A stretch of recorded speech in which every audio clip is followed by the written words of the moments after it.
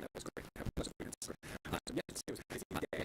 We had generally we had committees meeting in the morning. We had a graduate committee meeting, so that's elected staff across the district who are working together to implement the graduate in a quick and to our various parties and whatever. And then we had a committee that has been a meeting that both of those serve as facilitated by Frank. I was unable to attend the AI committee, so I'm going to for him not to make here to step up in the group. But I did want to, but for the second one, I thought for the graduate committee, so this work has been under the day, and so I talk about that after that, so the portion of the graduate really will be by myths and our communities, so where we might go in terms of our education, our skills and attributes, our skills to the results. As part of that, I think yesterday we had a chapter as a high school students here who's here, who demonstrated their demonstrated of this, and so we want to invite them to come, or if you get them to come to one of our meetings, so you can see for yourselves, it's incredible work that Craig and so many other so colleagues produced. What really, I don't know why I was one of these things and say, why are you doing amazing things? Because kids are doing amazing things. The opportunities that are afforded to us that this system and this community. I also try not to be so still a lot of times.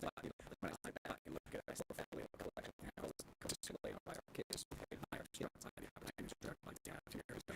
What really found powerful yesterday in listening to the students to talk about various experiences, their connections to some of the experiences they had to the various attributes, and then describe their journey of self-discovery, just repeats that really, it's emerged immediately as a theme across the students, and it's as I just have that person as I've taken on, although it's, implicitly obvious, it isn't what for us to do for self-reflection, but it generated a lot of very good conversation with the students, with the adults, to deeply about how we more tightly connect to the experience that they actually work and to create better and richer opportunities for students to across the day, weeks, therapy, and their their own journeys and who they're becoming as human beings. And we just asked every student to do that.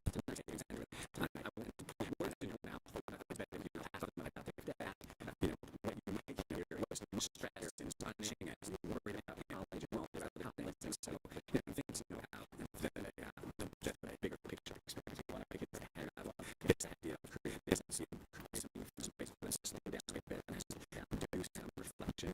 It is important that we give them more time to really often inside something that we need to think about. So I guess those are my two pieces of information. I try to keep all that's happening in the AI world, what will happen. So this committee continues to meet, continues to generate some recommendations, that's just the policy implications and policy forward as policy forward for this consideration.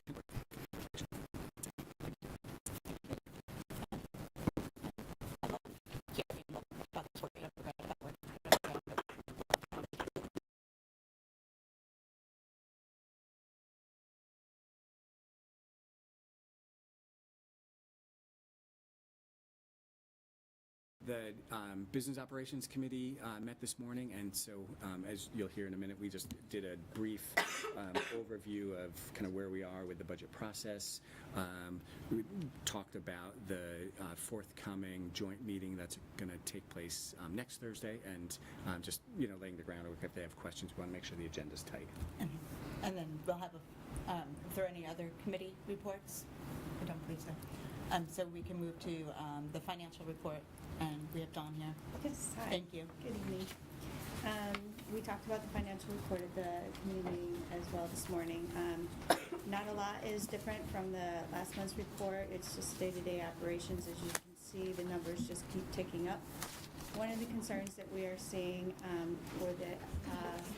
with the notice from the state of Connecticut and the change in the ECR calculation and the pot of money that is available out there, along with the unbudgeted about $158,000 for the maintenance and repairs at the Cider Mill and Middlebrook schools, I recommend that we start freezing the budget at this time in order to be able to cover those expenses. should we come in short with the ECR money, we have a 1.2 million, that's kind of a lot, and then we're not anticipating that we're gonna get what we expected, plus of the additional funds. So I'd like to propose tonight to ask the board that we freeze our budget starting tomorrow. Hey, we don't need board approval to do that. We'll just, we'll just implement the freeze. Okay. I will be freezing the budget as of tomorrow, sending a notice out to all staff. Other than that, we just had a couple of transfers, pretty simple transfers. Just some year-end athletic transfers for some transportation and membership. Great.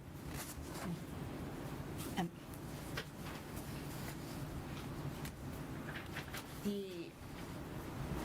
freezing of the budget, well, we made it a couple of months further this year than we did. We did. Last year. I'm sorry, if you could just repeat the number, the difference that we expect, the difference, what we were expecting in ECR and what we think we're going to now be receiving. Just over 100,000. Just over 100,000. Right, and so we were, so not to belabor the story, but in the biennium budget, the state had actually increased the amount of money to feed the excess cost grant. We were anticipating reimbursement rate of somewhere between 80 and 85%, as was every other district in the state. What we learned about a week ago is that that number may have been underrepresented, and so consequently, our first round forecast is nowhere near 80 or 85% reimbursement. It's actually closer to 68%. And so the net difference about that is, give or take $100,000, $120,000, $130,000. But in our very narrow budget that we have this year, we just can't afford to leave that to chance. So I think Dawn's recommendation for freeze is a good one.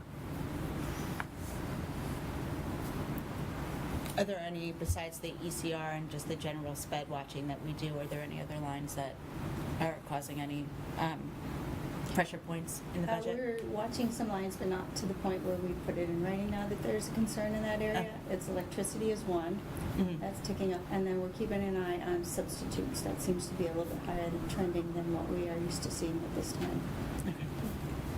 Other than that, I think we're within budget still on both lines. We're in the budget all the way around. It's just, given that we still have quite a few months left to go, we wanted to be a little bit more cautious with our spending. So substitutes high because the teacher absences are higher than? I don't know as if it's specifically teacher absence or if it's the fact that it's more certified teachers that are subbing than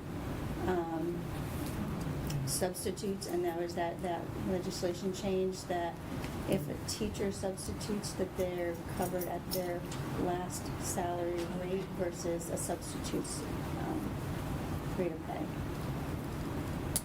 Yeah, we have to look at it more carefully because I haven't. We used to have them broken out between certified and uncertified subs, and now they're just on one line, so we just need to look at what the ASAP report says as to who it is that's causing it.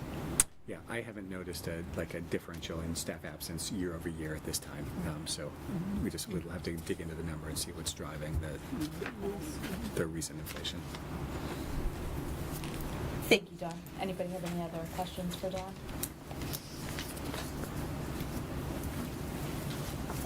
So next is to review and discuss, and we have school climate, which correlates to BOE goals 6, 7, and 27. And I invite Kim and company to come on up. You guys come up. Why don't we bring some chairs up, and then you guys can introduce yourselves. Why don't you come up and join us? It's much cozier up here.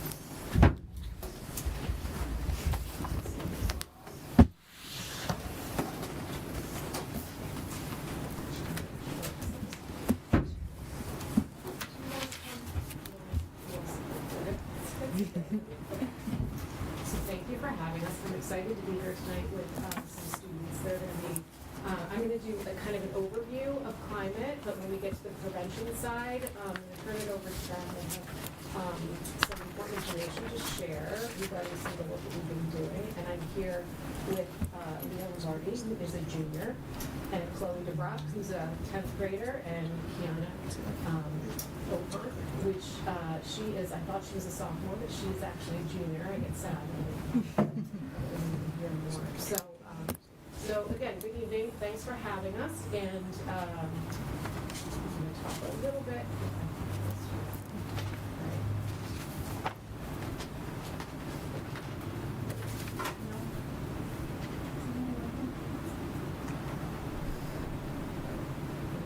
Okay.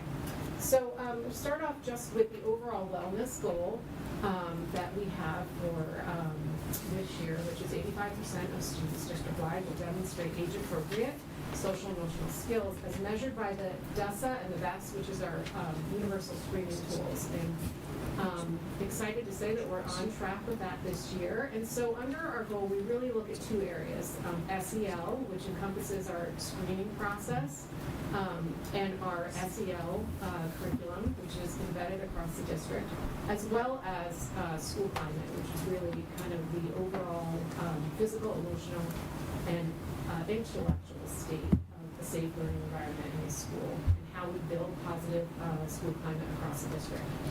So I'm going to talk about both of those. Again, broad overview, and we can, dig into more specifics in the future. So I wanted to start out with talking about our universal screening, which is where we use assessment data to measure students' SEL skills.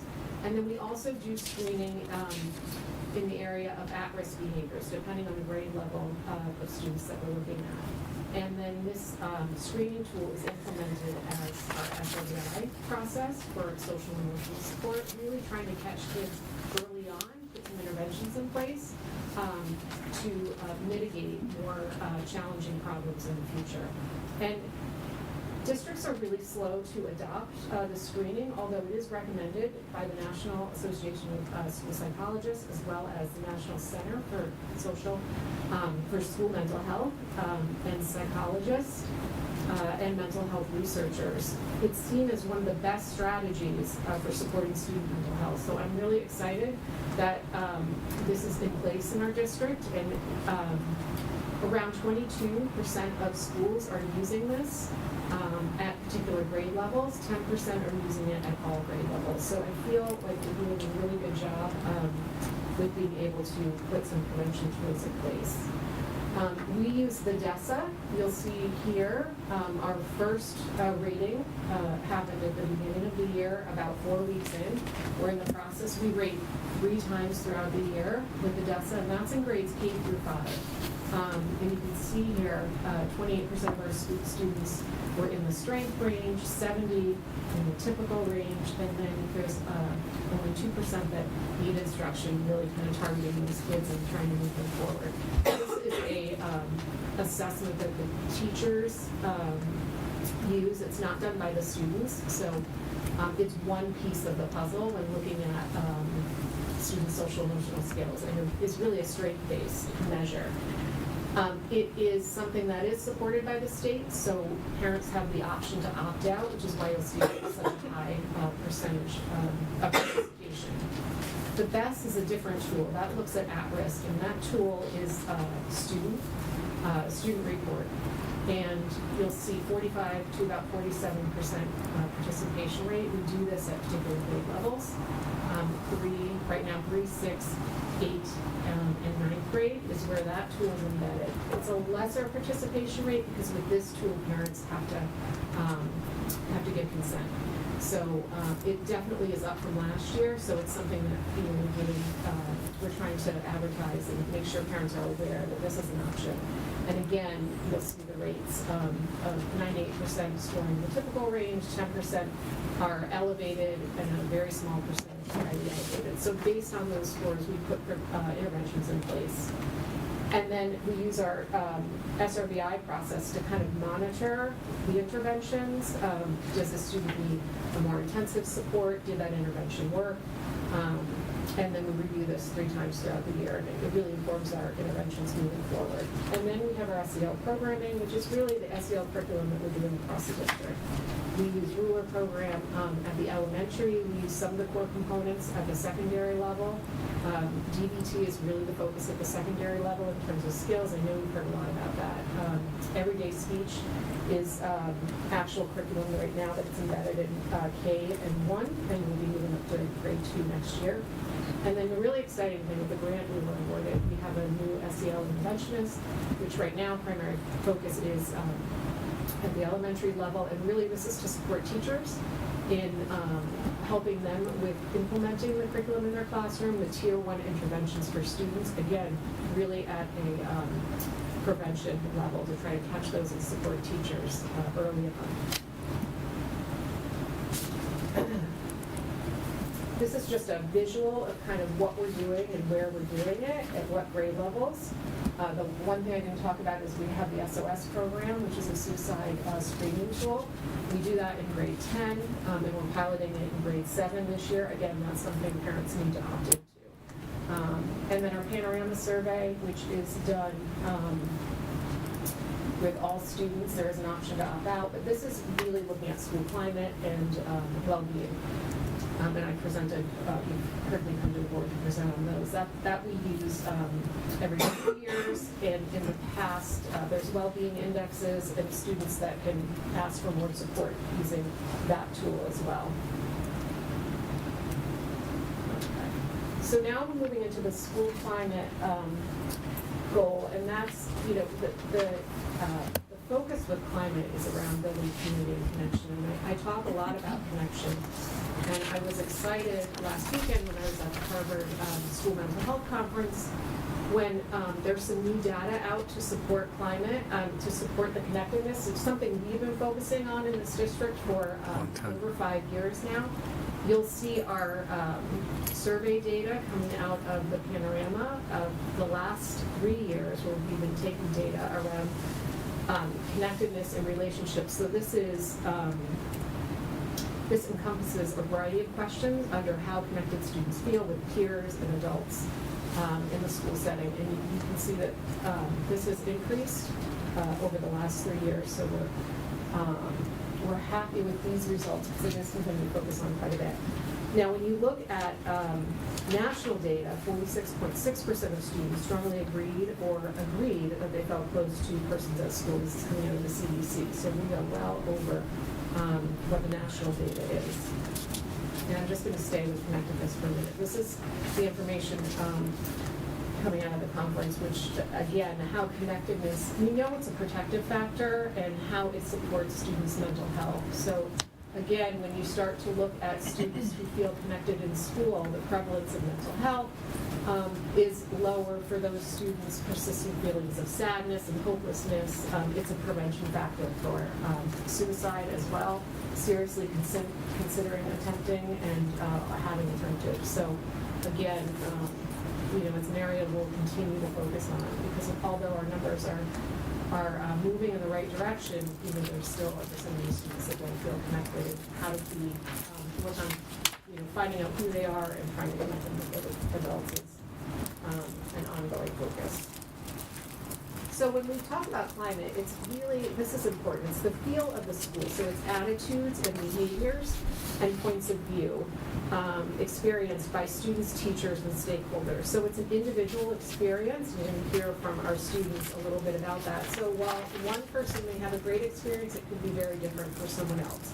So it's really important that we're intentional about how we create inclusive and affirming and safe communities for all, and all is the key word there. Because again, for some students it's a great experience, and for others it's not.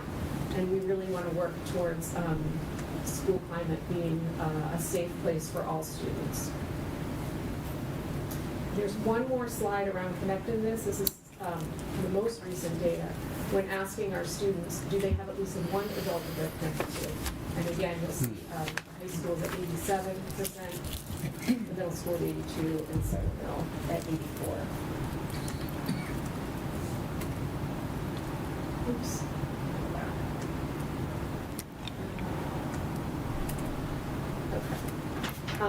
And just talk a little bit about the safe school climate components to the law. So schools are required to have a safe school climate plan. Under that plan, we need to do assessments every 2 years.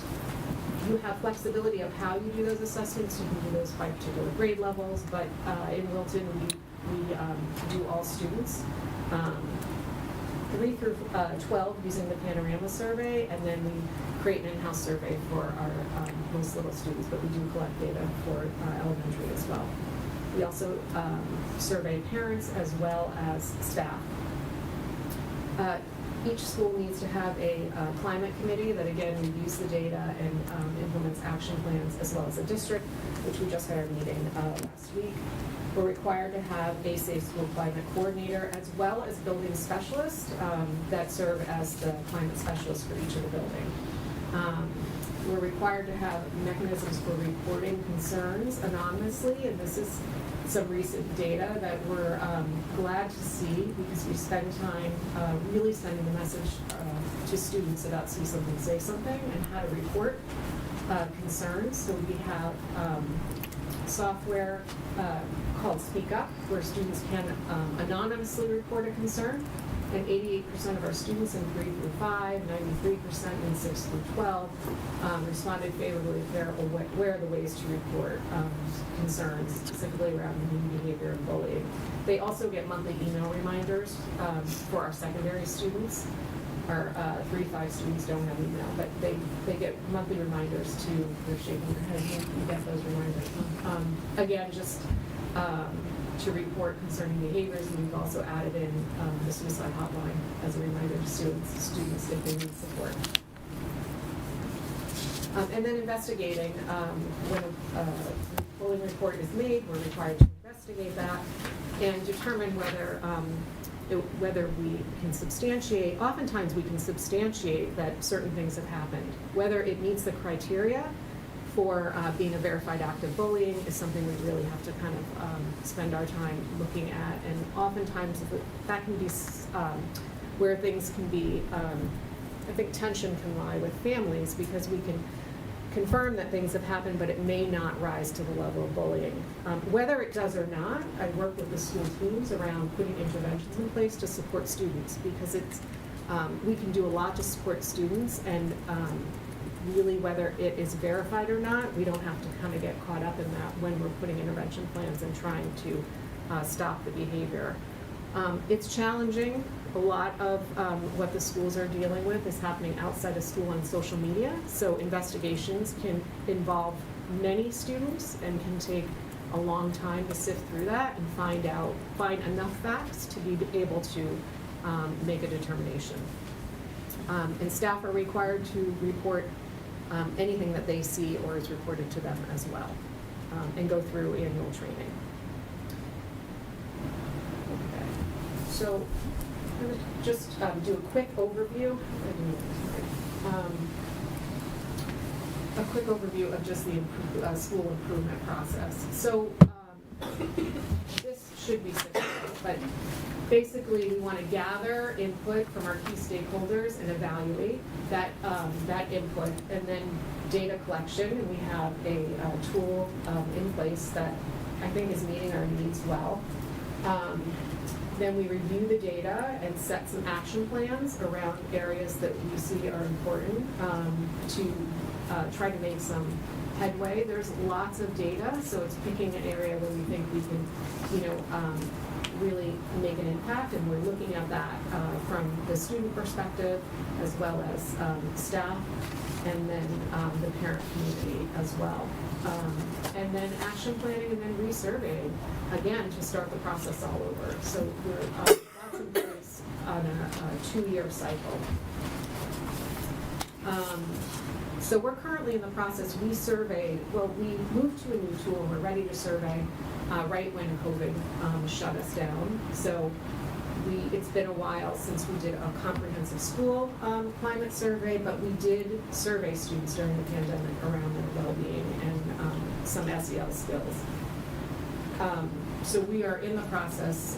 That survey administered over about a 4-month period, just because it took time in moving all the key stakeholders through those surveys, fitting time into the student schedules as well as staff. So we're in the process of action planning and putting implementation. You'll hear some of the things that the students will talk about as we move forward. I can tell you with the district climate meeting, the area of parent engagement was our lowest score, and something that all the buildings are kind of looking at. How can we engage parents more in the work and communicate more about the work that we're doing and what tools might be helpful for them at home. We're also looking at the idea of doing a parent university to really kind of focus on some of the behavior that we're seeing and how social media interacts with that, and then what as tools for parents and how the school and the parent community can really partner, because I think to tackle some of the issues that we're seeing really needs to kind of be a partnership between school and home to figure out how best to address and support students. So we're looking at the date set. It's still in the works. That's March 7th, so we're excited about that.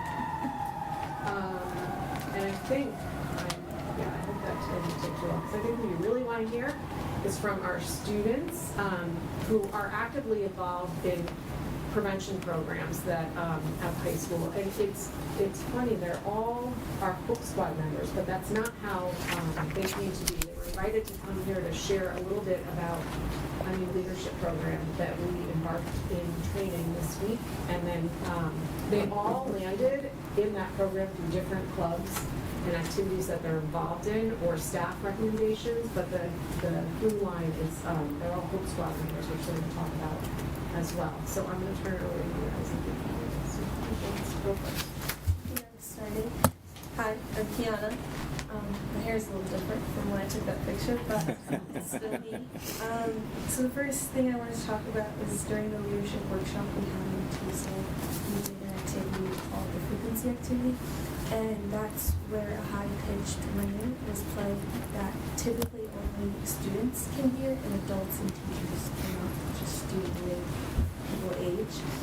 And that activity was used as a metaphor to show that there is always something going on between students, and that teachers and staff every day in the school walk by, and sometimes they don't see it. In the hallways, there could be a student bullying another student, and the teachers won't notice because they can't see it, they can't understand the slang, they don't have the same social media, they're not in comments. And the speaker who was there running the leadership workshop used this activity as an example to make students feel empowered as a way to realize that there's things going on between us that we need to lead in a way so that students can help other students if the teachers can't see the bullying or the hateful or the unkind behavior that's going on in the school. So the purpose of the Cultivating Leadership program was to empower students to lead by example, to model pro-social behavior, as well as to just develop empathy with students. One high school in general has noticed these qualities and skills have lacked. So by creating a program and having students who show the leadership skills to come together and try and build these skills, it would hopefully increase the school climate and just the students in general. So you might be wondering, what we took away from this activity, and for me, I'm Chloe. But for me, it was mostly about leadership is about the relationship that you make with the people that you're leading, and you have to be able to communicate your ideas across instead of the final product. And a lot of leaders they get mixed up and they're only searching for the final product, but really the most efficient way to get the best final product is through creating relationships with your team. And then I also, connecting back to the frequency activity that Kiana was touching on, we did another activity where we all had these dots. We all had these dots. We had 4 dots they were rated based on how much mental space each topic takes up in your mind, like throughout the day. And there were like 25 posters around the room. There was like body image, sports, grades, drugs and alcohol, like violence. What else is there? There was like the future, family issues, but like all of these. And so like after we all went around, you could see like the future and grades took up a lot of kids' space. And this is out of 100 kids, so I mean this is a lot of dots. But then in comparison, peer pressure had none. Which was like, and obviously, and as well as the drugs and violence, which was like, I remember he said like, obviously you can take data from the posters that have dots on them because, you know, a lot of kids are thinking about college and the future and their grades, which, I mean, also me as well. But he was like, there are definitely kids that have an unhealthy relationship with drugs or experience peer pressure, but it wasn't a safe space to like admit that you experienced that. So I just thought that was like such a like nuanced idea that I'd never heard of before. And so connecting back to the students thing, like creating this community where everyone is like versed and able to communicate with each other is so important and such a good, it'll just improve our school and the student body so much more than, I don't know, anything else. I feel like that's a really big priority. And you know, I had no idea whether, but you know, we sent out an invitation to probably close to 130, 140 students, and they were students that were involved in our DEI work, our school climate, athletes, captains who were in a leadership role, students in link crew, students that are already facilitating in advisory, and then teacher recommendation. And we had, we ended up with about 109 respondents who could come. A few kids had to drop out due to some academic stuff because it is during the school day, but we had 99 participate, so that was exciting. 99 kids that can hopefully now, there's one more training and then they're going to be running some activities in advisory and taking these skills out into the community, so we're really excited about that. And then you want to take a minute or a couple minutes to talk about Hope Squad, which fits very nicely in all of this work. Okay, so I think I'm starting off the Hope Squad section. So Hope Squad, we are all part of this club along with I think like 6 other students that are all in all different grades.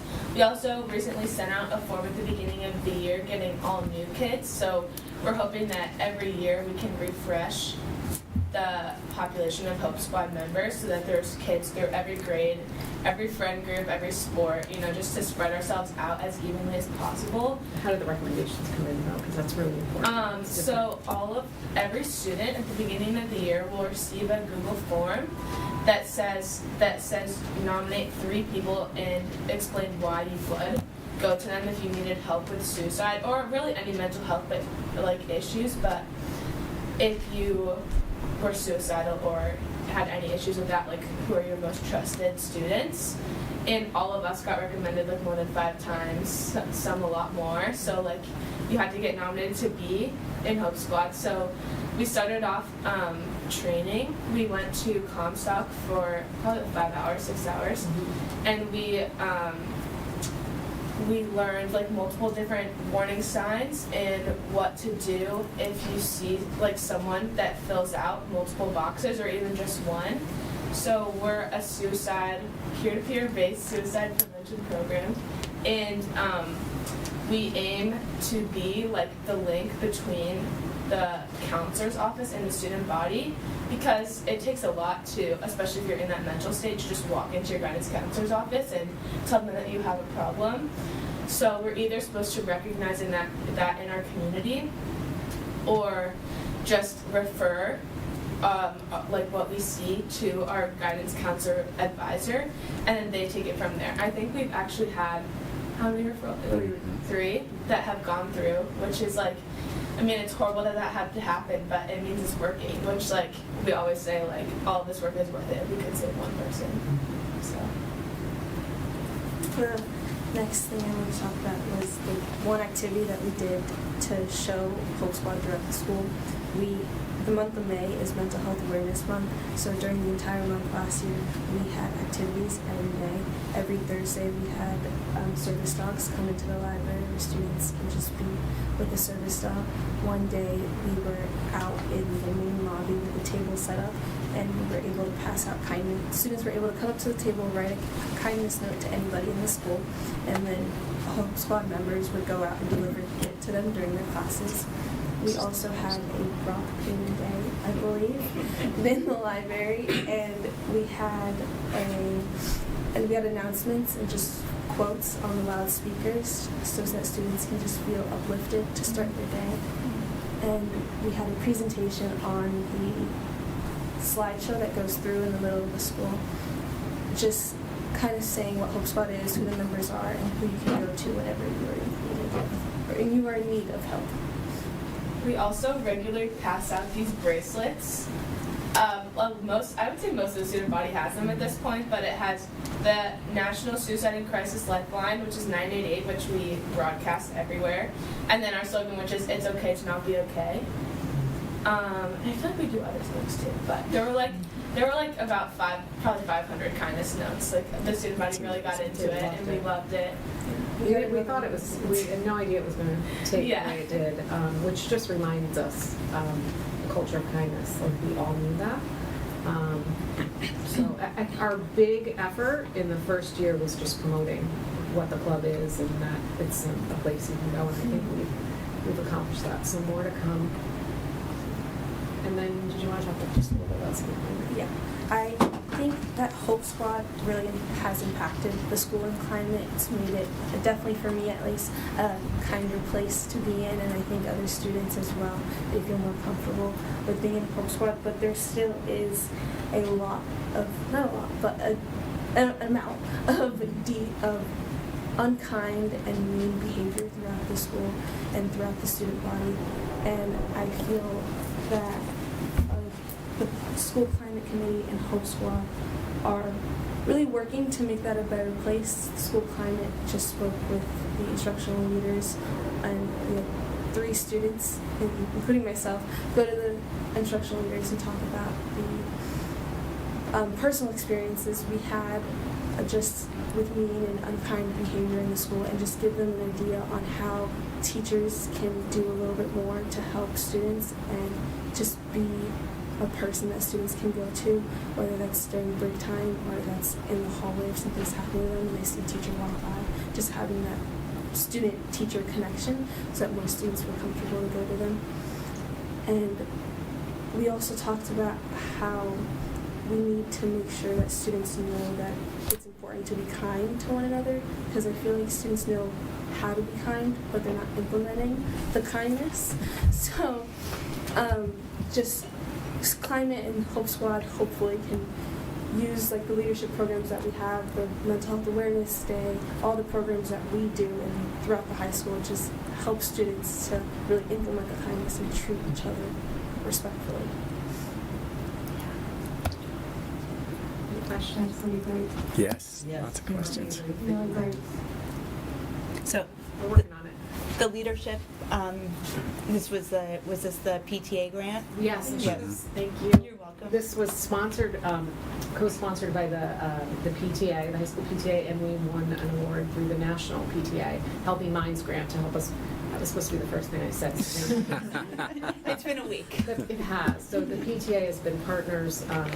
I'm always bringing ideas, and they're right there to help write the grant and partner with us. So really excited about that. And Michael Fallon and his partner, Dennis. Michael Fallon is a keynote speaker that has spoken to our student body. He spoke to freshmen this year. He does a theatrical kind of presentation. Spoke to 10th and 11th graders last year. He's been coming here for many years. So this was a workshop, that he does with his partner, and there's a storytelling piece to it that I think was very relatable to students, and kind of just empowering them with the steps forward, because it's going to take us all together to kind of shift the tide. Like you have to know the person to build a relationship to then create the most successful final product you can as a leader. So does the Hope Squad meet sort of every day, every other day? Are you just like a group that goes out? It's a then? club. It's a club? Yeah, so we meet every other Friday morning, to plan, what activities we might be working on, as well as kind of, are there referrals, are there any concerns with students in the community? We're also like always planning events and stuff. Like there's always something. Do you have some boys in the Hope? There Yes. are. Yes. There are. The president of the student body claims. Okay. Squad member. Tanner and Connor. Yeah. Whatever. We try and keep it like pretty like equal, like grade wise, just try and get the most amount of like people that we can to like relate to like different types of people within school. And that also like when it comes to referring and having like a trusted person to go to, then you're like implemented in every single corner that we can. Right. Different like social groups is like important as well. Like we have a bunch of like athletes, and then we also have just like a bunch of like theater kids. Like it's just like a lot of like different kind of. That's great. So then the recommendation process is really intensive. So you have the athletes and you have the theater people and the musicians probably. Right. Exactly. Hopefully you're represented. Yeah. So I love this idea of feeling like empowered to be able to then raise your concerns with adults in the building. And I just we'd love to hear if like you have thoughts over like changes or things that you've seen that you think adults can help to facilitate you feeling empowered in that front. I know you talked about connections and connectedness, and I know that comes from having a trusted adult, but I guess also within the kids themselves, but then kind of feeling empowered to advocate for yourself, but then also having adults send out that signal that empowerment is welcomed. Conversely, so I didn't know. I was just curious if there was any activities or things that you felt like changes that have been done, or you'd like to see. When we did like Kiana was talking about the kindness notes, we did that once and we got hundreds of letters or like little notes. And the second time we did it, we got an equal, if not more, amount of notes. So and the notes were like really cute. They were like sometimes they would give it to teachers, but a lot of it were just to like students themselves, just like saying like I hope you have a great day or things like that. And like even just throughout the day, I thought that there was like a better like atmosphere at the high school. Like everyone was like either like when we would like enter classrooms to deliver the notes, there would be like a bunch of like anticipation, like oh my gosh, like who's gonna get the letter, like or like you would just like go and you'd be like oh like. When we did it last year, I wanted to send one to my sister, so I like wrote one to my sister or whatever. And I remember she was coming home and she was like, "Thank you so much!" Like it just absolutely made my day. So it's just like things like that where it's like, just like a little bit of kindness goes like the longest way.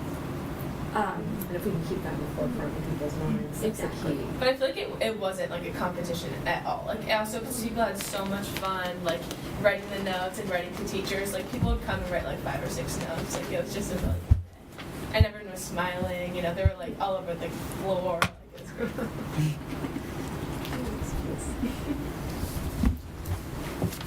I think Other questions?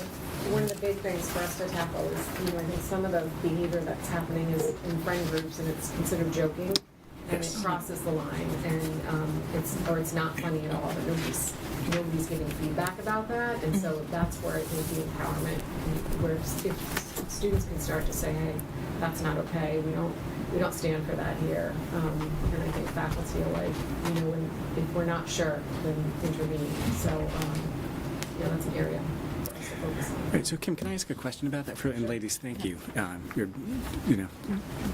powerhouses here, and for forces for really positive change at the high school.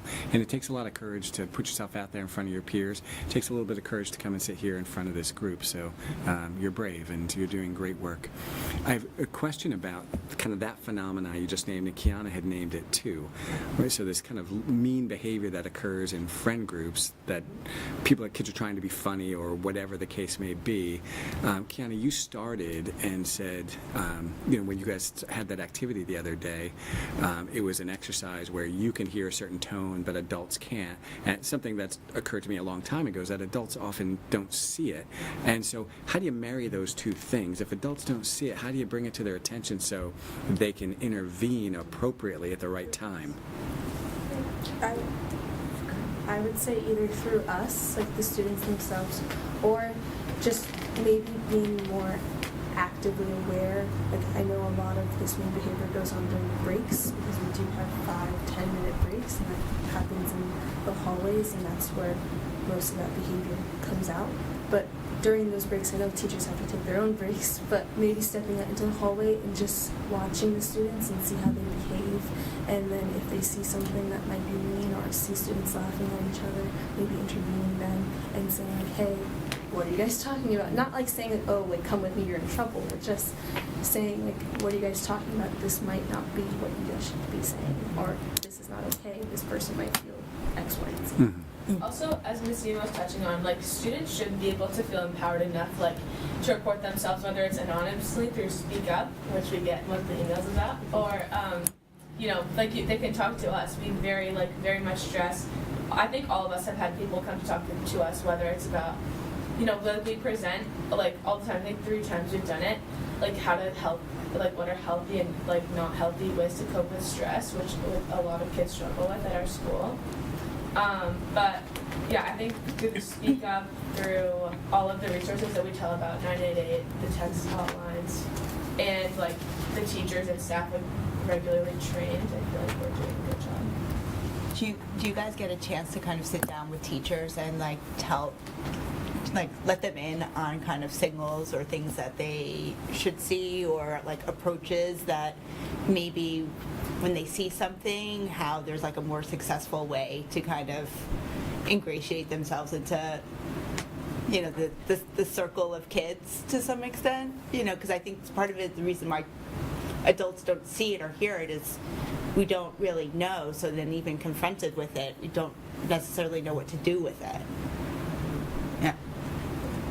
When I was at Kiana and a couple other students spoke to the IL team this week to kind of begin that conversation of like, this is what it may look like, but this is what was really going on, and you know, how can we, and then not intervening, then it seems like you're condoning the behavior, but it's maybe in this joking context. So I think raising awareness is the first step, and you know, empowering students to say something when they see it, because they're going to know before we do. And I mean, that's what Hope Squad's built on. Kids are going to hear about or know about, and kids are going to go to kids before they're going to come to adults. So how do we empower students to be that first line? So I think that's continuing to kind of do this work and have these conversations. No, I think it's really fantastic and incredible, and you know, bravo to, you know, Hope Squad and you ladies for doing the work and putting yourself out there. It takes a lot too, and I hope that you feel that you have the support that you need, because sometimes that can be an overwhelming position for you to be put in as well. So know that we recognize that and appreciate that too. Yeah, I just one more question. You don't have to answer it tonight unless you have an answer. So this board is a policy-making board, and we have many policies around student conduct and student behavior, but as you're doing this work and thinking about how else you might better support the change in the environment you seek at the high school, are there policies that we don't have that you would like to recommend that we consider to support these efforts? So that's a big question. You don't have to answer it tonight unless you do have an idea. I can see your wheels turning. I got my pen ready. I don't have like a specific policy at all, but I think that there definitely should be a policy. I think the only way to get to these kids, which is kind of sad, but the only way is to lead by example in a bad way, where if there's unkind behavior, I think they need to be reprimanded, not very I don't know, I think you know what I mean, but I think that there's so much unkind behavior in the high school, and I think it's terrible, obviously. And I think the only way to get to these kids is showing by example. like Mr. Rushton, he is the athletic director, and he's implemented this year where if you are doing anything unsportsmanlike, whether you're in the stands or on the field, you have to, I think it's like a 2-hour like Zoom course or something where you have to do, just like watch a video about sportsmanship or on Zoom or something, which is pretty tedious task. And I just think something like funny like that, I mean, it would definitely be good, but just like some sort of punishment, it's kind of like, okay, this is probably, I don't know if this is the right thing to say, but like when if teachers say that something isn't graded, then a lot of kids will just like sit back. Yeah. I feel like you need to put some weight on it so that there's something to it. So what I hear is you saying there ought to be consequences for behaviors. 100%. Yeah, okay. But, Noted. yes, but I also think coupled with that is a way then to have the skills to not Yes. continue. Yeah, the education piece, Yeah, right. Yeah, the after piece as well, Yeah. which is the balance. Yes, yes. But, you know, if you do come up with any, you know, walking around the school saying, if there was a policy that said you could do this or you couldn't do that, feel free. We're always open to ideas and suggestions. I just have to say, these guys were so willing to come and like, didn't hesitate and not nervous. I'm more nervous. So, just so impressed with, Bravo. Yeah. professional women. Feel very lucky. For a better world and. Yes. Yes. Here it is. Here it is. Yeah. Yeah. Thank you so much. Yeah, Thank thanks. you. Thank you. Good, appreciate it. Well done. You guys are great.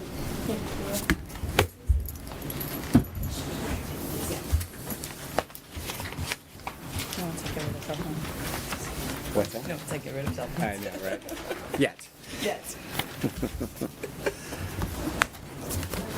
Okay, let's get We'll get it later. We'll get Don't it worry. later. Yeah, don't worry about it. Thanks, ladies. I appreciate Thank it. you.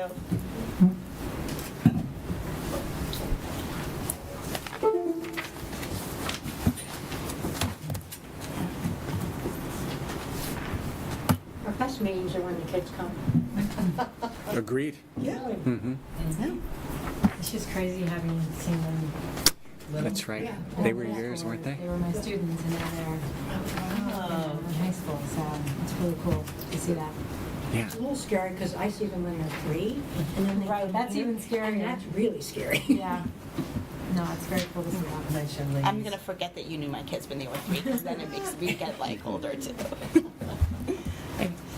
Next on the agenda is to review and discuss deliberations of the superintendent's 24-25 budget, proposed budget, which is goal number 12. Great. So I think if you want to start us off with Sure. a little bit of a. So we'll do an update? Yeah, and then we'll get into some different things. So Yes. first, later on in the agenda, and I sent it to you yesterday, I think, is a lease proposal for technology equipment, which we'll talk through in detail at that point. I'm asking for a motion to approve that so we can send it to the Board of Selectmen and ask them to approve it as well. In addition, a couple of other areas we've been working on are in the area of transportation. So we had a bus consultant in from STA, which is our primary bus transportation provider, working with Helene Walker, our transportation coordinator, to examine routes for the purpose of trying to consolidate and see if there's any feasibility of taking buses out of service, which would also save money. So they just finished that work this afternoon. They're crafting recommendations. I'll get those sometime probably by the end of this week. I'll take a look at them, review them with staff, and then if there is anything we can do, I will bring that back to you with a big, happy smile. So stand by. There's probably more to discuss there. The second area related to transportation that I've been digging into is the in-district special education transportation I shared with the board. We spend quite a bit of money moving kids around, either through community steps or through the Genesis program, and so I developed a belief that if we purchase a couple of vans and hire a couple of drivers, we may be able to drive down some costs for that service too by bringing it in-house. As we've been exploring that, one of the barriers we've come up against is simply the procurement time for vans, and so the lead time to acquire these things, according to some of the folks we've been talking to, is anywhere from 10 to 12 months. And so having something in place for July 1 doesn't look likely at the moment. So we're going to keep scratching at that and see if we can't come up with something. We're also going out to bid for other services to see if we can't do it ourselves in the short term. Is there a less costly advisor that we can, a less costly provider that we can utilize to save some money? Can I? Yeah. I was just going to ask, is there a way or a space where if the lead time is 10 to 12 months, so we can't do it this year, to be able to put funds forward to advance it for next year so we don't bump into the same It's a great question. problem? Yeah, stand by on that one. Okay. So were you going to ask the same question? I wasn't, no, I was Yeah. going to ask just why the long lead time. Is it inventory? Is it that there's specializations? Yeah, I think it's inventory. So Maria had that conversation. So she's on. Maria, do you want to answer that question? Oh, we have no sound. Oh, no. Do you know why we don't have sound? All right, well, that's not part of the plan. No. Sorry, Maria, stand by.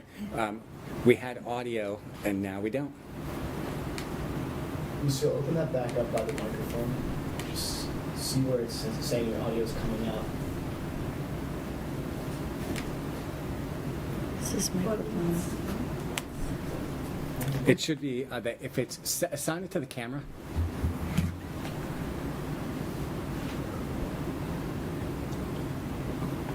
Oh, it is assigned to the camera, okay.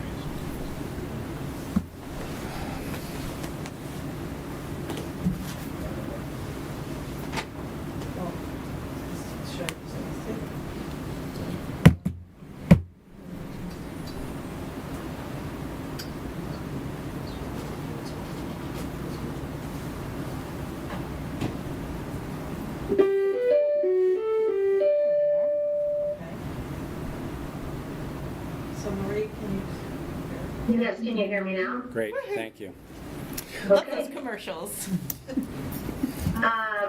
So yes, it is an issue of inventory. I've spoken to a number of dealerships over the past week, and I think without exception, each dealer that I spoke to noted that it's just very difficult to find inventory for these large vans that have, capacity of 10 and up. And, they're saying it's a lead time of about a year, maybe more.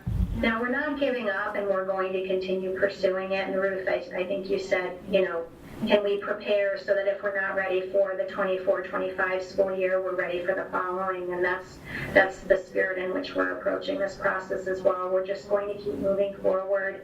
It's possible that they may be able to locate a van or two somewhere in the country, and from what, can you hear me? Yeah, go ahead. Yeah. Okay, I'm just getting a little feedback, I'm sorry. From what the different managers that I've spoken to have said is, it may be possible for them to locate one and then perhaps have it on site, but they're not optimistic, and they're just telling us to be prepared for very long lead times in the event that they can't find them. And then, of course, there are other things to prepare for, like the special license that the drivers would need and the courses that they need to take. And so we're right now working on learning about all of that and accessing resources in other districts that have this process in place. And as I said, if we're not ready for the 24-25 school year, we're just continuing to move forward so that when the vans are available, we'll be ready for them. Great. The other area that we're looking at is within contracted services. So for a number of years, we have used a company, Hilliard, to provide all of our cleaning supplies, all of our janitorial custodial supplies. Recently, and we have been piggybacking on the New Haven Public Schools contract to get really competitive prices. Earlier this year, New Haven switched from Hilliard to Cintas, and so they called us and said, "Do you want to switch?" So Jose has been conducting a pilot with some of their materials at Miller Driscoll for all of the custodial supplies. They gave us very favorable pricing, so you'll see that's one of the areas in the budget where the line is actually held flat. Cintas is a large company, and they provide a range of other services, so life safety management, maintenance of AEDs, the list goes on and on and on. So we're evaluating all of those other services that we currently utilize through other contracts, and if we can find some savings through bundling all of these with a single company, we'll proceed in that direction as well. So it's going to take a little time to really sort that all out, but it's in process, and hopefully we can get someplace with that. So those are the kind of the more major updates. We sent you another round of responses, as well as all kinds of supporting documentation just to thoroughly complete the answers. At some point when you're ready, there were a couple of questions here about, what would you add, what would you take away, what are the trade-offs? So I have a document I'll share with you tonight that we can kind of talk through in service to that question when we get there. But before that, I'd just like to give you a moment. Are there other questions you want to dig in, either from the first round or from this round? Heather also sent us some material, so we want to make sure we talk about that too, and the principals are obviously teed up to respond to questions. Thank you, Lucille, for this is epic. So I think I know that, Heather had sent in some questions and suggestions last night, and we'll float those into the regular, question document to make sure that the written responses get put forth too. But if there are things that you would like to bring up, I know Kevin and his staff are here to answer questions. Sure, and let me just start off by saying, totally new to this, don't know always what the right thing to do is, so apologize if I overstepped any Robert's Rules of Engagement or whatever it may be.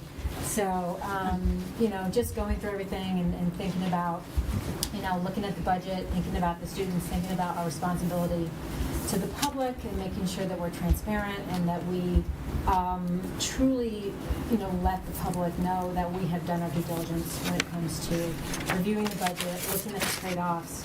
And the way I came up with these few slides, and I'll just go over them, is I looked at the things that, from what I could tell, were not directly student-facing, so non-instructional time.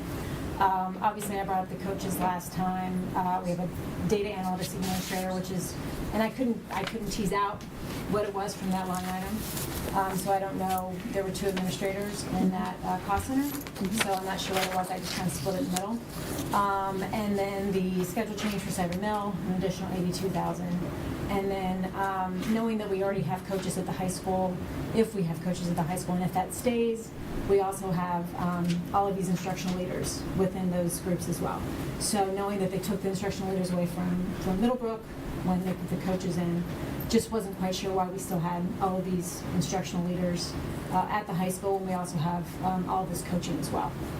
And then I put this last piece in there just to kind of engage the conversation again of buying this ridiculous state-mandated curriculum, which could be between $500,000 and $1 million. What are our options to say no? And what would potentially be the cost to us for saying no? So again, just threw it on there to re-engage in that conversation. And looking at those budget items, I also want to just make sure everyone knows I'm not, I would love to raise the budget by 5.6%. Right? I don't think that, I think there's tons of programs that we don't pay enough attention to, but I know that's, it's going to be very difficult. So what I wanted to note were actually things that were already stated in Kevin's budget, in addition to a couple of other things, which were requests that the building administrators made, but chose not to fill.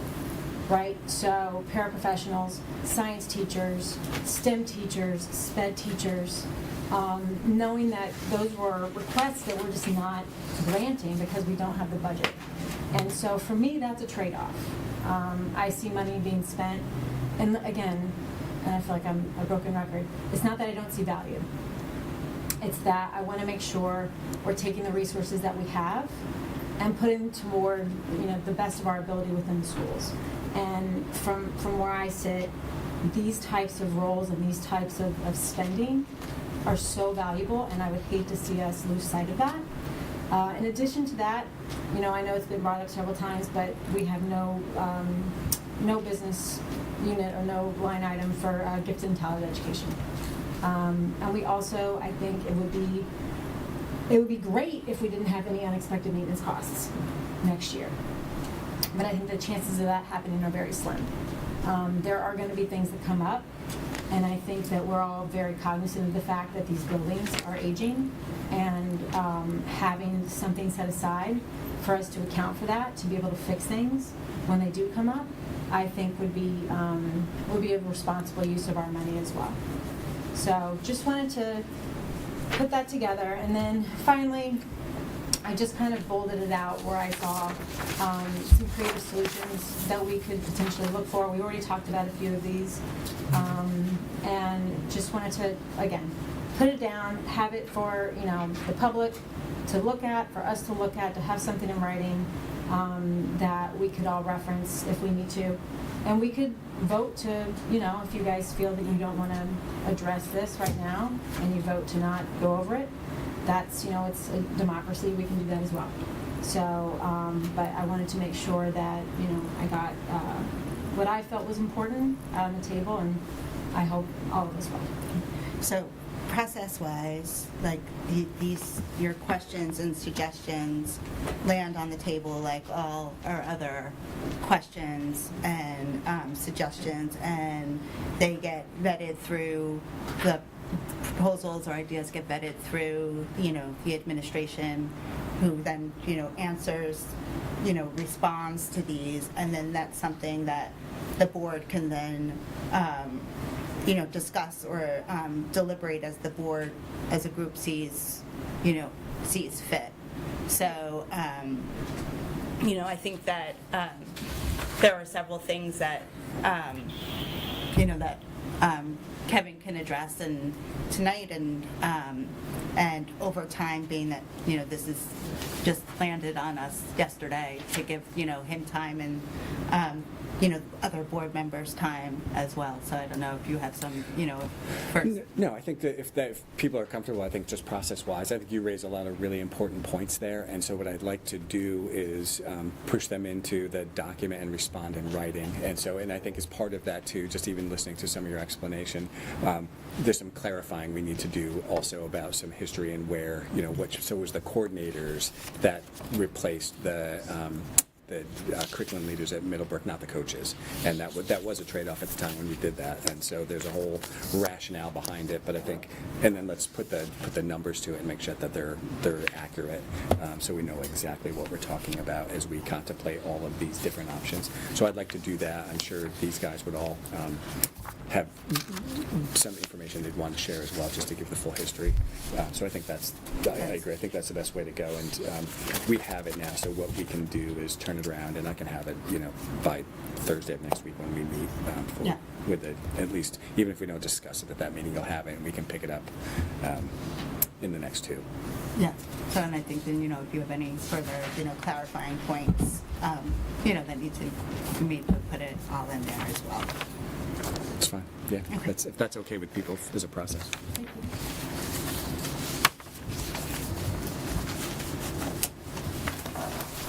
Does anybody else have any other particular? I know we have a lot of information sitting in front of us right now.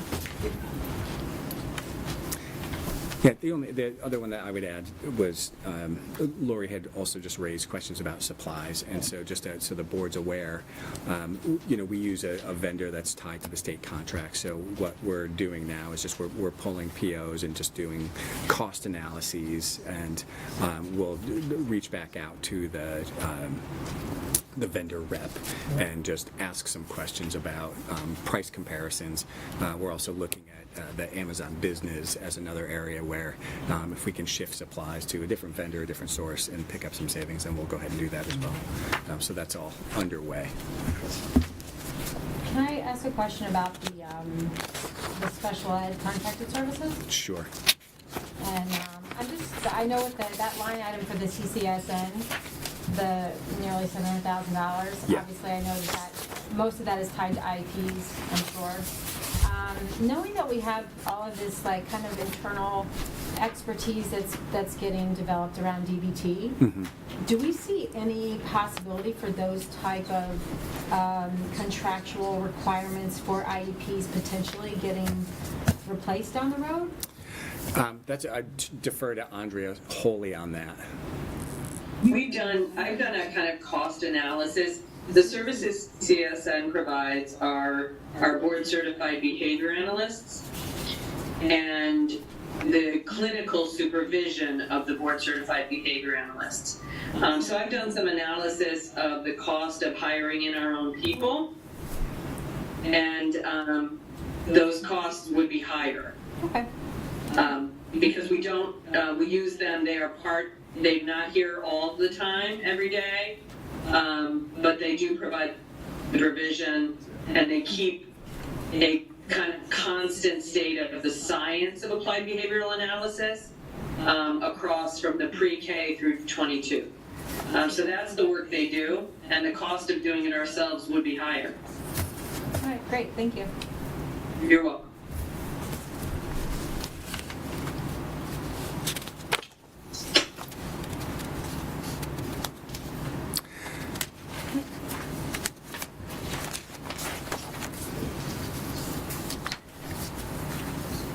Right, as you're going through the questions, there is an affective dimension to this work as well, especially as we're looking at constraining dollars and contemplating budget reductions, staff reductions. So I thought that, just to address the affective dimension, there was a question that Ruth asked about the comprehensive educational program, and then a follow-on question about degradation and the environment. And I think it's important to note Maria has been engaged in exit surveys with our staff for a while, and she shared some data that was really interesting. And we saw, I think we've talked about this once before, but in this last year, we had people leaving for very different reasons. Generally speaking, when people separate from the district, unless they have amazing jobs with Pepsi, it's generally for retirement, right? Because where else could there possibly be a better place to work? So you get the 1 in a million, or most people retire. But in this last round, we had quite a bit more staff who chose to leave for different reasons. Working conditions, they wanted to be close to home, and as we kind of think back, back in the day, it was okay to drive an hour because Wilton had great working conditions and the salaries were better, and it was just better, and people were going to be here for the long term, and so it helped in their retirement. And too soon to call it a trend, but we're really curious about the difference that we've seen. And the pie charts there on the second page, I think illustrate it really carefully, really clearly. People are leaving for different reasons, and so we need to pay attention to that affective dimension of the quality of work in Wilton, whether it's salary and benefits, demands in the job, what have you. And so this, I thought, raised that well. And again, it's not dollars and cents in this budget, but it's the care of our staff, and that's we just have to keep an eye on that as we're trying to manage these really challenging fiscal environments. If I could ask kind of like a follow-on question to that, you provided us with a listing of the stipends and their positions related to that. So I was just wondering if maybe you or a few building principals can talk about what actually are like the responsibilities or the performance, the duties that are performed behind some of these, team leader stipend roles or, instructional leader stipend roles, just so, thinking about, how how we manage, how much we ask people to do and manage work and narrow funding. Sure. Yeah, I think just as a blanket statement, there's a lot of responsibilities that have to be met to make a school run well. Kathy, can I put you on the spot? Do you want to just talk briefly about what your team leaders do? Sure. You said Kathy, right? I did. It's a little hard to hear, but that's okay. Our team leaders do a lot. So the grade level team leaders, we take the position and split it. So 2 people take on that position and share it. They facilitate the IETs. So they're responsible for the agendas. They're responsible for making sure they have the resources they need to facilitate those IETs. And then, the people who need to be there, depending upon what they're doing at the IET. They also facilitate the SRBI process, which is the intervention process. So along with us administrators, they do that. They help us provide professional learning to the staff. So for example, this year at the beginning of the school year, our entire leadership team, which was made up of the instructional leaders by grade level, as well as there's a specials part-time at our school, specials instructional leader. They did a lot of professional development for the staff at the beginning of the year around Kids First from day one, how to develop your classroom community. There are partners when we're planning faculty meetings. They also helped us plan based on the feedback from our staff survey. So they helped us plan a lot of the supports that they thought would be effective with the staff around supporting kids who have behavioral needs or social and emotional needs. They're kind of like boots on the ground. We meet with them every other week as a leadership team. And again, they give us feedback on all kinds of things. So, and then they do things like plan and facilitate field trips. They make sure the supply lists are in order. So they do some other, kind of logistic kinds of things as well. So it spans. It's a wide variety. Thank you. You're welcome. In the shared drive that we created, where we put some of your onboarding information, we put copies of all of the job descriptions for all of the stipends, so you can read them all at your leisure. Thanks, Kevin. Sure, sorry about that. You said one more thing. So we also meet over the summer with our leadership team, and I know that Dr. Falcone does the same thing. And so they help us with our continuous improvement planning as well. So we usually have a day or 2 over the summer that we meet with them as well. And that like summer planning is included in the stipend and not separate from summertime? Correct. That's included, right? Yep. That's part of their work. It's part of the work. Okay.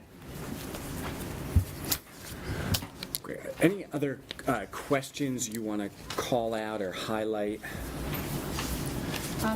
Just a tactical one. If we have follow-up questions to some of these answers, what's the best way to just take the number line item and paste it back into the email and ask that question? Yeah, or just send it in reference to XYZ, and then we'll just continue it as a rolling, as a rolling kind of conversation, so to speak. I just want to confirm that there's no money in the budget for next year for related to the reading legislation, correct?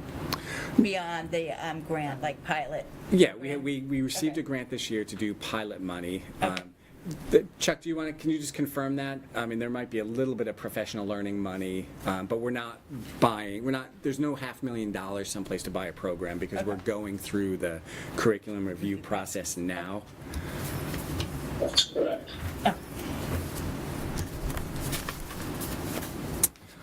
All right, so one of the questions that's come up repeatedly was this question of trade-offs. And so what I just put in front of you is, and I'm going to call it mine because I did this work and I didn't engage in a collaborative decision-making process yet with my administrative colleagues. If we come to a point in time where we have to revise the budget downward, at that point we'll engage in a stakeholder process to kind of go through and reprioritize. But I wanted to give you a sense of what we're talking about And we have been saying for years that our budgets are lean, and we have been fortunate in previous years, and even as recently as last year, when we've had to make reductions, we have been able to blunt the impact by tapping into non-labor sources in our budget. And so we had a small gift, not a small gift, there's $350,000 that we were able to take out because of the change we made in healthcare carriers. I offered that to you. We made a decision a year ago to defer the purchase of laptops for teachers, the ones that are on this lease proposal. And so Eric worked with his team to swap out motherboards and patch them together and keep the ones that were in most disrepair functioning. But these things come to the end of the life, and we need to replace them. And then I just highlighted two as well when I went back and looked at the list. We have continued to restrain the lines around library books, around furniture. Fran, in one of the questions, included for you some information about the age of our collections compared to what the expected standards are, just to give you a sense of what they are. So all of that is to say, we have a routine practice annually of when we have to make reductions or trying to find efficiencies to start with non-labor costs. That's also, as I was describing earlier, kind of underway now. But we're at a point, if we have to make a large reduction, we don't have large buckets in which to which we can turn to prevent impact from staffing and programs. And so I set this up, I just wanted so you understand what I did here on this piece of paper.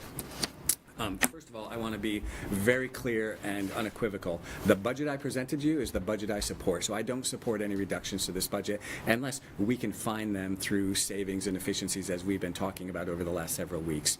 I would not support any reduction that would impact programming or staff. So just want to be perfectly clear. And for anybody else who's listening or is going to see this document, in no way is this an endorsement or a recommendation by me. When this circulates, we're going to have staff that are very nervous. It's going to have an impact. And so we just need to understand, as we put these conversations out and have them in public, the effective piece of the work we're trying to do and help people feel safe and comfortable and secure in their work here, that's going to be challenged as we have these conversations. And so I'm going to do this as sensitively as possible. And so, again, if I repeat it 50 times, I'll repeat it 50 more. I am not targeting any single position. I'm not targeting any single person. My philosophy and approach, I believe very strongly that we provide a high-quality, comprehensive education program. And so all of those pieces that are in it, including instructional coaching, are invaluable to the work we do as the Wilton Public Schools. And so I am not recommending elimination of any single one program anywhere across our district. Good so far? So understanding all of that, my approach then is, how do we work around the edges so we don't have to eliminate any one single program, but manage a potential reduction or a reduction last year without completely upending the entire operation, okay? And so what you see is a representative list that cuts across just about all departments. We try to protect core classes, we try to protect instruction, but again, if we're talking about, I was just thinking about the delta between, what I proposed and, the Board of Finance guidance, rough numbers, that's about $1.5 million-ish. And so, if we have to get to that number, we've got a lot of considerations that we have to work through. And so, what I offer to you is just some considerations. If we were going to, go after some dollars, we would look at elementary classroom FTE. On this piece of paper, what I've provided for you is just what the impact of class size averages would be if we reduced one teacher per section K-5. So you can see, in the across grade levels, the magnitude is different, but that's there for you. Looking at staffing, we would look at where there's attrition. And so this last year, because it was a target of an opportunity, not because it was a good idea, Fran was stepping back from her position, so rather than hold on to that .4 or reassign it, we just cut it from the budget. That was in response to trying to manage a budget reduction. Fran is fully retiring at the end of this year. That creates a vacancy. I am not suggesting it's a good idea. As you heard a minute ago, she leads all kinds of the really important, innovative work, and so if we have to make a reduction, that's a real sacrifice. Trying to spread the pain, we would look at another administrative position. I really don't know where that would be. I would have a lot of concern about taking it out of a building. We don't have extra administrators around, and I would just, again, refer you back to the document I shared with you during the budget presentation that highlights ratios. I offer that so you can get a sense of the landscape comparatively.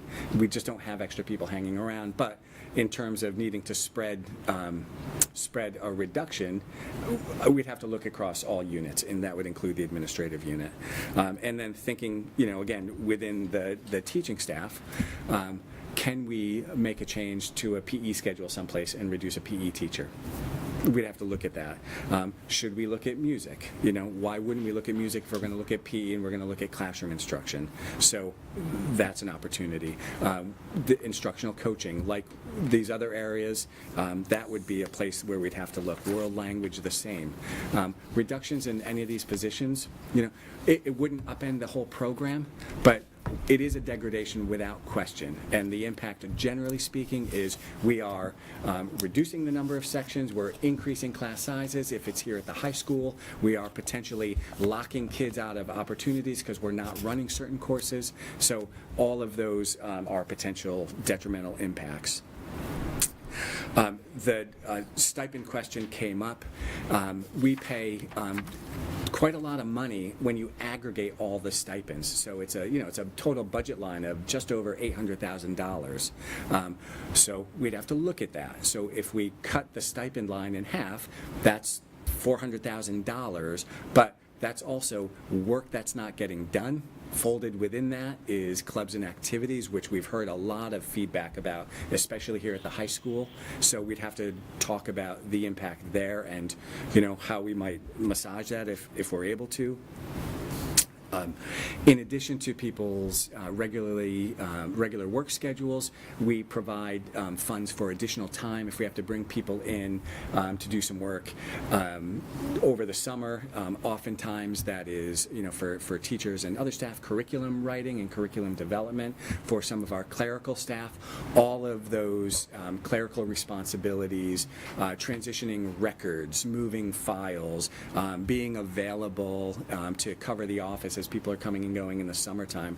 We have 10-month people that wouldn't normally be scheduled to work, but we provide some additional dollars so they can fulfill some of those tasks in the summertime when kids aren't in the building. So we'd have to look at that line. Overtime is another area. We provide overtime primarily to our custodians. Generally speaking, those overtime dollars are spent when we bring custodians in a few of the weekends before we open school. And so they get paid, time and a half on Saturdays just to make sure the building's ready. They're also here when we have weather emergencies, so they're on call as the weather's coming in to do snow removal and sidewalk clearing and things like that. And then we have overtime for when we have building emergencies. So we spent quite a bit in overtime this last fall when we were responding to the mold concerns at Middlebrook and Cider Mill. And then we also provide overtime when we're staffing the building on Saturday. So some of that is an assumed cost because they're here opening the building for our athletics teams. In other cases, we have facility rentals and they pay a fee and it offsets the overtime costs that we charge to have the building available for those other organizations. And then, to make sure we're looking at a comprehensive picture, we ought to look at the athletics program too. So I included for you, if we were to eliminate all freshman sports, it's not a big dollar, it's $70,000, but the impact is enormous. And so last year we had over 200 student athletes participate in freshman programs. So the loss of that would be, from a kid's perspective, incalculable. I looked at what would be the cost if we eliminated one away game from all of the sub-varsity teams, so freshman JV primarily. Not a big dollar amount, it's $8,200. So, but if we're trying to get to a certain point, or we need to get to a certain point, that might be something we need to consider. Wouldn't recommend reducing games on the varsity schedule because as soon as we short ourselves games, we jeopardize our eligibility for the state tournaments. So that's a very unsavory list, and I sit here as superintendent of schools and think, my first responsibility is to provide to the people and the children in this community the best quality education we can, and none of those things serve that goal. So it's hard to even talk about, but that's the landscape. I kind of skipped over the first two boxes there, but just to give you a full perspective, if we were going to add back to the budget some of the things that I would include to the existing bottom line, and you can just see the list there. So I think Fran's position is enormously important, and so I would seek to restore that because of how critical it is to our kind of forward-looking mission. You heard some very compelling testimony about the power of DPT skills training, and so the opportunity to expand that through a stipend. Andrea has talked in the last 2 years about the need for a differentiated program at Cider Mill, but the staffing to do that's expensive, so that's on the list. You heard Kathy describe the importance of STEM instruction and what she'd like to do with an additional STEM teacher, and then the added benefit there of creating additional planning time for our staff at Miller Driscoll, so that's on the list. The high school administration talked about their challenges managing student behavior and responding to all of the other concerns and responsibilities they have. So they've had unmet requests for a couple of years to have an additional administrative support. And then two, you heard the challenge with managing kindergartners, so having an additional para to help provide additional adult support in those kindergarten classes would be on my list. And then the remaining three are non-personnel. Furniture, we have starved the furniture replacement budget for all the years I've been here. Supplies, we are managing with supplies, but we also have some teachers going out to teachers pay teachers and doing other things to try to get supplies. So that would be to adequately make sure the supply budgets are where they need to be. And then the last piece is professional learning. And again, when we've had to make choices, oftentimes we have sacrificed professional learning opportunities. And so if given the opportunity to restore, those would be the areas that I would choose to focus on.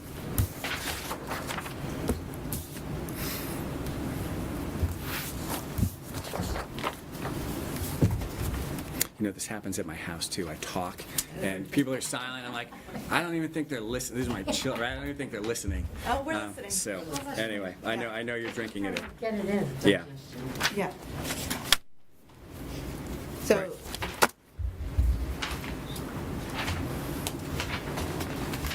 I think I echo Kevin's sentiments about the sensitivity of the discussion, and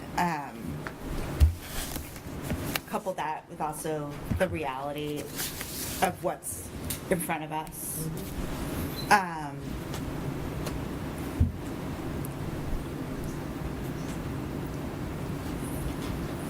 think that I appreciate your forthrightness about the budget that you presented and how you feel about it and where we are, and that it does reflect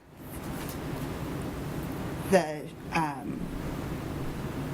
collective expertise and priorities of you and your staff.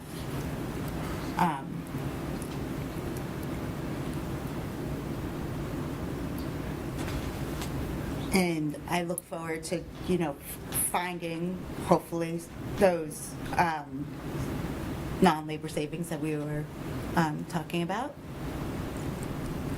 Yep. Yeah.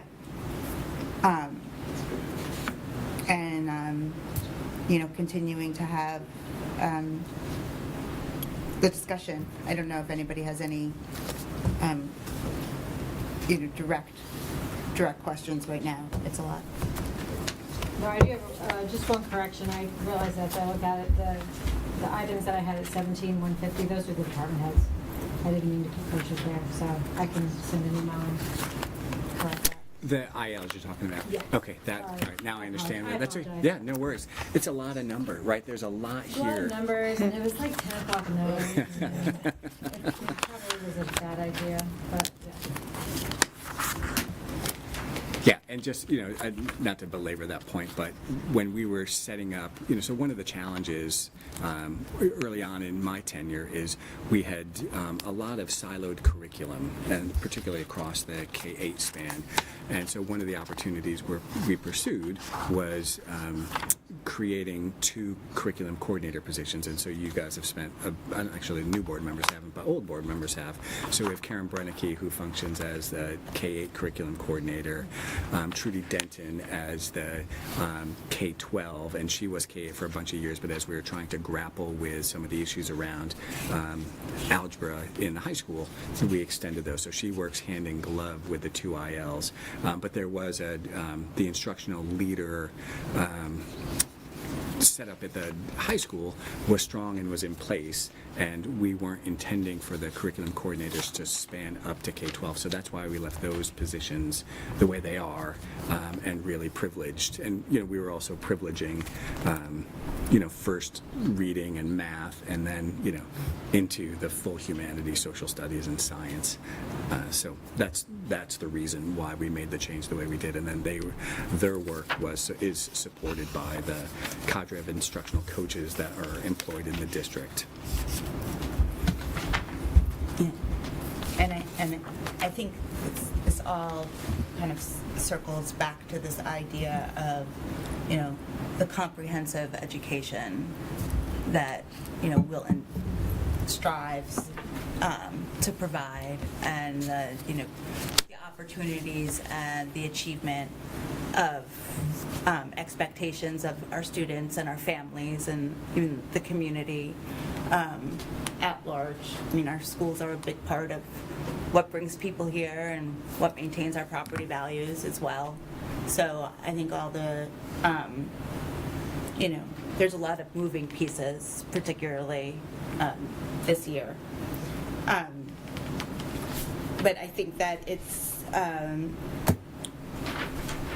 over the years, we have all always talked about running lean budgets and our lower percentages and degradation over time, and it's always hard to show it because we do have amazing staff and we have an amazing team here. But I think that this year and this list and the choices are driving that home in a different way. And so I just want everybody to know that we are, being thoughtful and being diligent and really kind of working hard for, the schools and our town to try to Do the right thing. do the right thing. Yeah.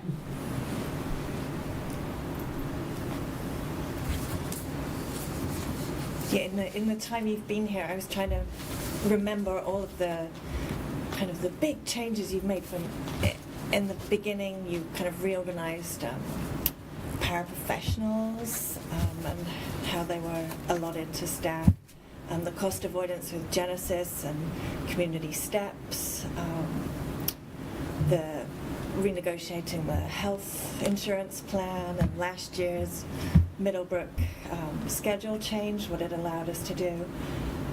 for many years we've managed budget increases by like really thinking strategically and making some great savings, and I think it was clear to me that we were going to run out of rabbits or hats at some point, and this is the year there's no more rabbits in the hat, and it's unfortunate. We're looking at such a tough budget season.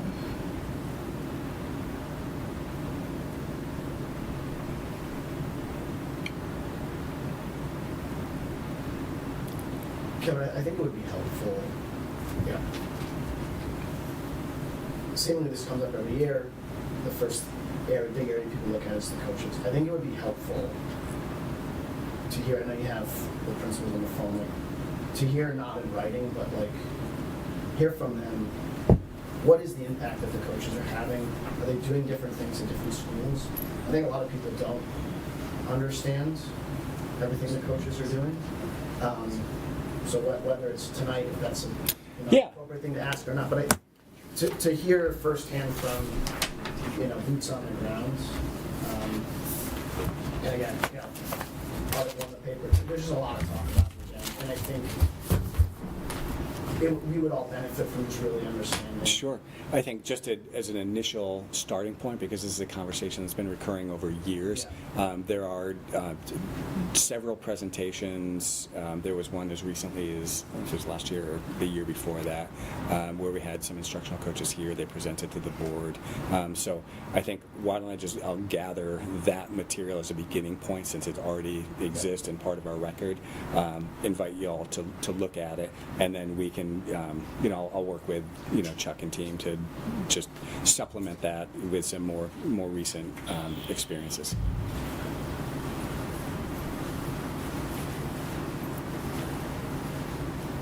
I do, there's no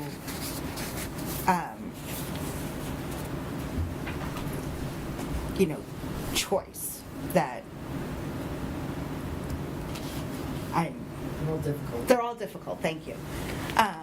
They're all difficult, and I do, though, sit back and do reflect over, my last 5 years on the board, and just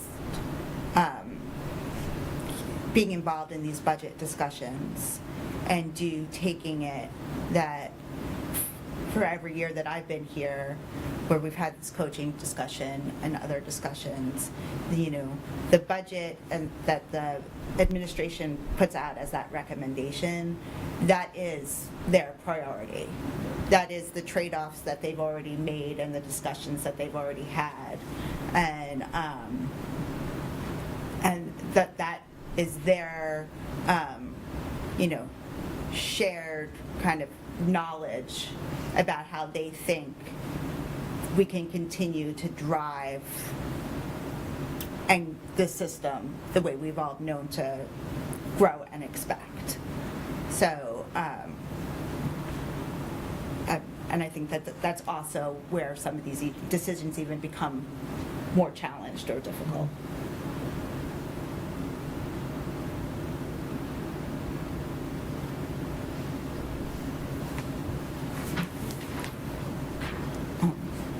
So I know that we have our next meeting on the 8th. It's a joint meeting with the Board of Finance. I'm hoping the Board of Finance will be submitting their questions in shortly, so you and your staff have time to to dig in. I'm looking forward to a productive and productive meeting on the 8th. There will be public comment after that meeting. Our next meeting scheduled is a special meeting on February 29th. We have a lot, and I am going to hold open the possibility of us meeting again the week of the 12th, that week, whether it's the 13th, 14th, 15th, one of those days if we think that it's, would be beneficial and necessary for us as a board. And I'm not going to try to ruin anybody's Valentine's Day, although if you want it ruined, you can, text me later and let me know. I would have to zoom in. Okay, that's more than. Not that I am going to be on a date and zooming in. I am going to be in Wisconsin. No, that's fine. Yeah. That would just be awkward. Yeah. Both might be awkward. But so I'm thinking that that's going to be something that that we should all anticipate moving forward. And again, we do, please, people out there, watching, questions, concerns, ideas, we're BOE@wiltonps.org, or come to a meeting and give a comment in person if you're so inclined. Are there any other questions or comments? So we want to be proud of our system, we want to be proud of our kids, and we have to be thoughtful about how we do that. This is a good budget. We address things that we just have to keep down the road. We have to do it. I think it's one of those come-up-ins years where we just have to pay the piper for the things that we haven't done in a couple of years. And I think it takes courage to do that, and it takes, we have to talk to the town and to the people that understand that we've kicked too many things down the road, and we've cut and cut and cut, and there's a point where if we cut too much more, we're on a bone, and then we're not really a school that offers a broad breadth of learning that we want our kids to have. And some of the losses are big losses if we do that. So I think we have to be careful that we think carefully about presenting a budget that we know is going to just not be a fun budget to be with and to live with, and that's not going to be particularly helpful to our kids. And I think we have to be careful about that. Your point's well taken, but this is like the perfect storm, so I do think we need to do our due diligence and look at everything that's on the table and make a thoughtful decision, as you mentioned.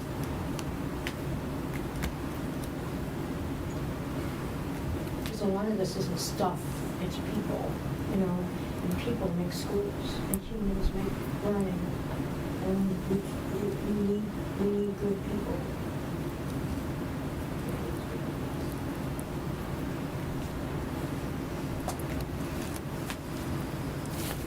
I'm going to close with that final thought. We do have another item to discuss and approve the technology equipment lease proposal, BOE goal number 11. Great. While Eric's coming up to the table, I'm just going to take a moment, since Matt and Rudy are both here tonight. There's such a refreshing change in tone in our engagement with the Board of Finance, and so, Matt, I'm just going to say thank you again. I thanked you, in a different audience a week or so ago, but, for the good of the order here and for anyone that's home watching, you are constructively, proactively communicative. You're open, you're transparent. Rudy has been present at our workshops and at our meetings more than I think any other Board of Finance met you too. So what that signals to me is just the roll up your sleeves, willingness to engage, and I think it's important for the town to understand that all three elected boards are in this together, and so I didn't want to miss the opportunity just to name that while you're in the room. Yes, and so we had He's been at all the PTAs. He's making his rounds. No, at the PTA president's meeting, and they were also very appreciative of your presence, your candor, your willingness to listen, and they're looking forward to more of that. So keep up the good work. So the last item here, we had talked about this, so these are the details. Just as a bit of background, there were a number of years where we leased equipment, and we would propose a lease. We would give it to the CFO, who would go out and find leasing terms and then bring that to the Board of Selectmen. They're charged with approving leases. And so in recent years, there was a change made from leasing to purchasing straight up with all cash. If you go and look at some recent budget lines, as one of the consequences of doing that is we, kind of reduce our purchasing power because we're paying all cash. And so we deferred some purchases. New opportunity with a new administration to revisit this practice. I spoke with both Tony and Matt some time ago, and they seem to be in favor of leasing as a structure, assuming that we can get good lease terms. One of the concerns that had come up in previous years was we had leased Chromebooks, and so there was just a question about, do the Chromebooks last the life of the lease? And we, while Chromebooks are generally in service with kids for 3 years, we do keep them for 5 because we use them as spares and, for parts and things like that. But just even recognizing the question about Chromebooks, you'll note Chromebooks are not included in the leasing proposal, so they're still in our budget cash set aside to purchase the replacement Chromebooks that we need. And so what you have here is a list of other equipment, and I would just, call your attention to the middle of the page. If you look at life cycle, they're all 5 years or greater in terms of the lifespan. So the laptops that we deferred a year ago, we need to purchase. So we're looking at 125. That's a total cost of $140,000. We use docking stations in the classroom, and so just if you kind of go back to a few years, all of the classrooms had desktop computers. Many of the classrooms still today have projectors and smartboard screens. And then we issued laptops to teachers. So that was a lot of technology for one instructional space. So one of the changes that we've made, under Eric's guidance here is we issued all of the teachers laptops. We removed all of the desktops, and then we installed docking stations. And so, we've cut, hundreds of thousands of dollars out of our replacement costs over time because we're no longer reliant on desktops. Now, the next generation for us is these kind of flat panel TVs like you have, behind you here. These are less expensive than a full smartboard projector unit. So our smart boards are coming to the end of the life across the district, so we need a replacement plan. We're replacing them with better, more efficient, more cost-effective equipment. And those last, we're expecting about 10 years. We have sound fields in the overwhelming majority of our classes. These are audio devices. They're mini amplifiers that teachers use. Right? They make an incredible impact. Make an incredible impact in the classroom. There's plenty of research to support their efficacy in promoting student learning. So we need to begin replacing those. So we're looking to purchase 15 of those. Everything is digital, and we have servers, and we need to replace our servers. And so we're in a replacement process. So there's a couple of servers we need, and then at the Miller Driscoll, we use iPads, and so those are at the end of their lives. So we're looking to replace iPads at Miller Driscoll, and then some other UPS battery backup. Again, this is infrastructure we already have, but it's end of life. And then a firewall, we already have it, it's end of life. So that all combined leads us to a request of $1,097. If you total straight down the line, it's actually more than that, but this request assumes $350,000 in the operating budget. Part of that, $375 will address the Chromebooks, and then the rest of it is just the difference between what we're recommending for the lease and the total amount of all of that equipment, which is about $93,000. Eric, is there anything you would add? The only thing I would add is that we do have the opportunity perhaps for some grant funding, and if that comes through, we might be able to bring the lease request down, but at this time, we're moving forward with the entire amount. So when will we know that? We'll know that by March 27th. Great. So then the motion can be, the request of the selectmen could be, a lease of up to, the amount, and then, just if we can revise it down, we'll revise it down.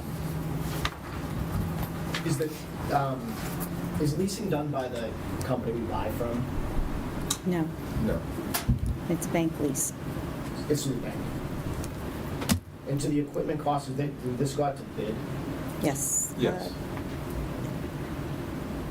So there's a policy that any spend over, is it It's 25,000. 25,000 has to go out to bid? Yeah, we bid most Yeah. stuff unless it's Yeah. small. And then, we also, because we're a public school system, we get the most competitive rates through state contracts. And so often we can rely on the state contract and then circumvent a formal RFP process because we already have a mechanism to get the most cost-effective equipment. Thank you. Any other questions? Is there a motion to approve a request to the Board of Selectmen to approve a 5-year lease up to the amount of $1,097,138 to support the purchase of technology equipment? Thank you, Pat. Is there a second? Thank you, Pam. All in favor? Any opposed? No abstentions? Motion carries unanimously. Thank you. Thank you very much.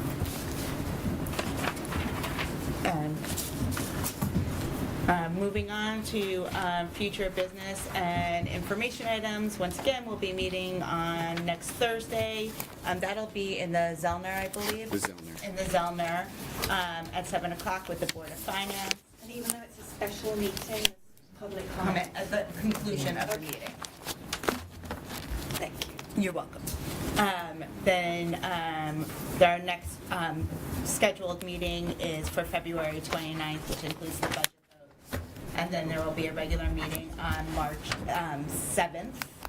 And on the 20th of March will be the Board of Education public hearing to the Board of Finance and the town on our budget. Are there comments from the public? Hearing none and seeing none, 9:04 meeting is adjourned. All right. Go. I'm going to run out of here, everybody. So, we'll see you. Enjoy.